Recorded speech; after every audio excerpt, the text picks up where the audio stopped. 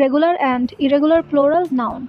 আমরা জানি রেগুলার বা কোনো নাউনকে প্লুরাল করতে গেলে এস বসালেই প্লুরাল হয়ে যায়, ঠিক আছে। তো এখানে এটার মধ্যে দুইটা টাইপ রয়েছে, রেগুলার অ্যান্ড ইরেগুলার। তো যে সব নাউনের সাথে এস, ইএস, আইইএস যোগ করে প্লুরাল করা হয় তাকে রেগুলার প্লুরাল নাউন বলে। যেমন ক্যাটের প্লুরাল হলো ক্যাটস, ডগের প্লুরাল ডগস। আর ইরেগুলার নাউন হলো যাদের সাথে এস, ইএস, আইইএস যোগ হয় না, তাদের নিজস্ব বিচিত্র রূপ আছে।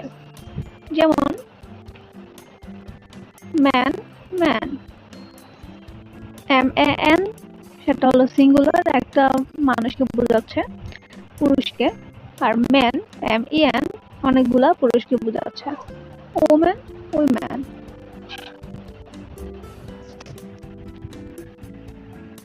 Child, children. পার্সন, পার্সনের প্লুরাল হলো পিপল। এখানে পার্সনের সাথে আমরা এস বসালে কিন্তু সেটা প্লুরাল হবে না, পার্সনস হবে না। পার্সনের প্লুরাল হলো people. Nucleus, nuclei. Crisis, crisis. Analysis, analysis.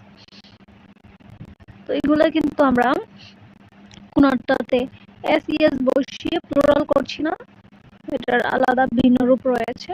যেমন ফুট, পা, ফিট, পাগুলো। টুথ, দাঁত, টিথ, দাঁতগুলো। Ox, oxygen.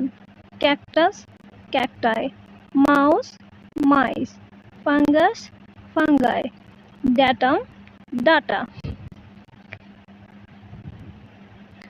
আবার কিছু নাউন আছে যাদের প্লুরাল বা সিঙ্গুলার একই রকম থাকে, যেমন ship, deer, fish, spacious, aircraft. I saw 5 deer in the forest.